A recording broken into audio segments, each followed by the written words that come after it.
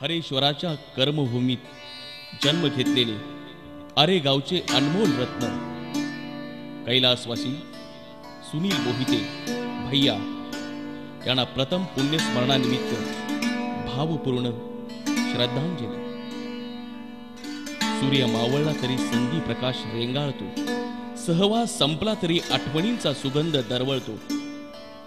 मंडळी, वैयक्तिक हितापेक्षा समाजातील तळागाळातील लोकांच्या उन्नतीसाठी व प्रगतीसाठी प्रामाणिकपणे प्रयत्न करणारे व्यक्तिमत्व म्हणजे कैलासवासी सुनील मोहिते, म्हणजे आमचे लाडके भैया। सामाजिक कार्याची सुरुवातीपासूनच आवड असल्याने व घरामध्ये राजकीय वारसा असल्याने समाज कार्याबरोबरच राजकारणाची नाळ त्यांची आपोआप जुळत गेली। त्यांचे वडील कैलासवासी मनोहर मोहिते यांच्याकडे माननीय पी.एन. पाटील साहेब यांचे येणे जाणे असल्याने त्यातूनच त्यांची ओळख वाढत गेली। या ओळखीचे रूपांतर मैत्रीत झाले।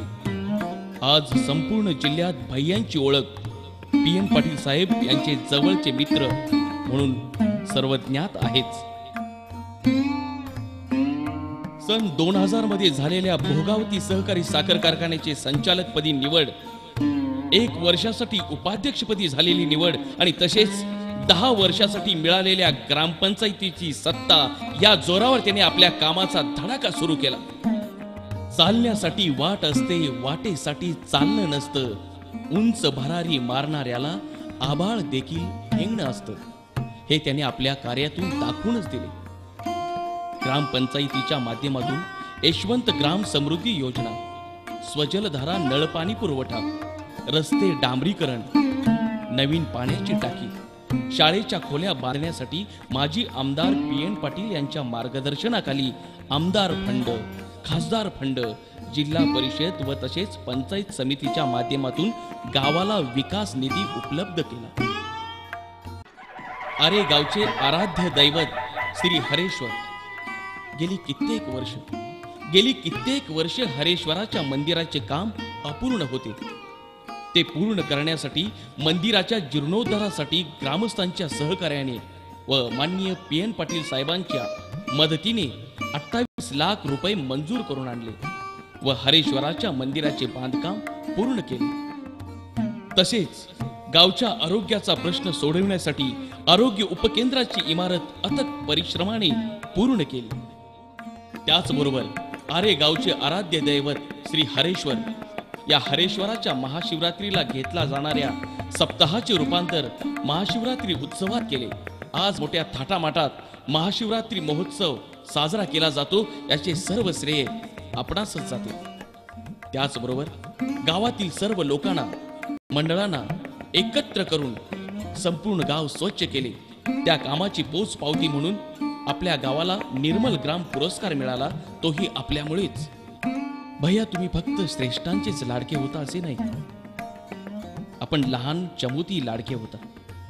भैया तुम्ही दिसताच लहान मुले प्रेमाने धावत येत व हातात हात घेऊन भैया काका म्हणून तुम्हास बोलवत असे, याची आठवण या क्षणाला नव्हे तर क्षणाक्षणाला होत राहते।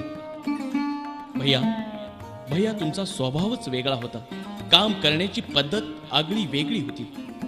तुम्ही समोरच्याची समस्या ही आपली समस्या समजूनच काम करत असेल। काम घेऊन येणारा आपला असो वा परका असो, त्याचे काम पूर्ण झाले पाहिजे, एवढेच तुमचे ध्येय। भैया तुमची आठवण आज क्षणाक्षणाला येते। महादेवाचे दर्शन घेत असो, दवाखान्यामध्ये एखादा पेशंट असो वा पोलीस स्टेशन मधले एखादी काम असो, आज तुम्ही आमच्या सोबत हवे होता।